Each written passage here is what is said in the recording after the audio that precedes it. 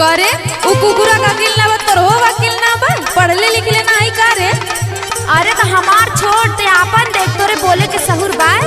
आहा हमके सहूर सिखावतिया अपना बगीचा में रास लीला मनावतिया और हमके सहूर सिखाई भी रे करे पगली त का एकदम दुनहुन झगड़ा करते अरे का विचार है तोहने हे कंचो दाऊ तू बोला मत तब हम कई रोज के कमैया कहाँ जाइले या माइक देला हमार बात सुना पहले।